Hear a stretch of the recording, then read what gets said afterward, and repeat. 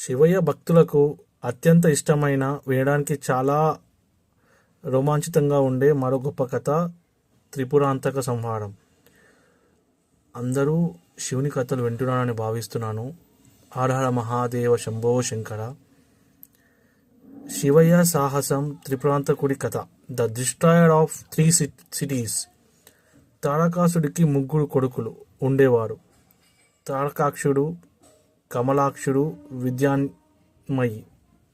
వీడు బ్రహ్మదేవుని మెప్పించి ఒక వింతైన వరం కోరారు. అదేంటంటే, మా కోసం 3 ఎగిరే నగరాలను నిర్మించాలి. అవి 1000 ఏళ్లకు ఒకసారి మాత్రమే ఒక సరళి రేఖలోకి రావాలంటే ఒక లైన్లోకి. అలా వచ్చినప్పుడు మాత్రమే, అది కూడా ఒకే ఒక బాణంతో ఆ 3టిని ఎవరైతే కులుస్తారో అప్పుడే మాకు మరణం కలగాలి. బ్రహ్మదేవుడు తదాస్తు అంటాడు. యముడు అనే శిల్పి ఆ 3 నగరాలను నిర్మించాడు. బంగారు నగరం ఆకాశంలో ఉండేది, వెండి నగరం అంతరిక్షంలో ఉండేది, ఇనుప నగరం భూమికి పైన ఉండేది. ఈ రాక్షసులు ఆ నగరంలో ఉంటూ ముల్లోకాలను హింసించడం మొదలుపెట్టాడు. దేవతలంతా వెళ్ళి శివయ్యను వేడుకుంటాడు, దేవదేవా రక్ష రక్ష అని. ఆ 3 నగరాలు ఒకే లైన్లోకి వచ్చే సమయం ఆసన్నమైంది. అప్పుడు శివయ్య యుద్ధానికి సిద్ధమయ్యాడు. ఆ యుద్ధం ఒక రేంజ్లో జరిగింది. భూమిని రథంగా మార్చుకున్నాడు. సూర్యచంద్రులని చక్రాలుగా చేసుకున్నాడు.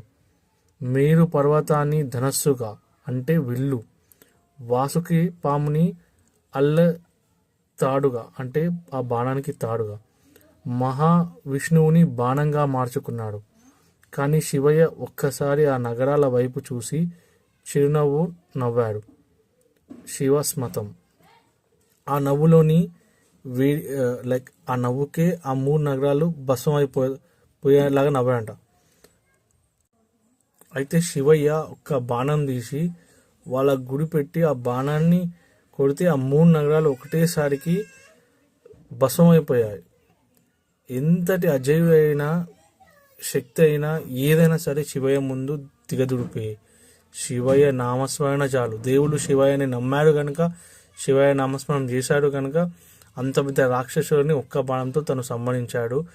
అది శివయ్య గొప్పతనం. హర మహాదేవ శివ శంభో శంకర. అందరూ కమెంట్ చేయండి. జై శంకర.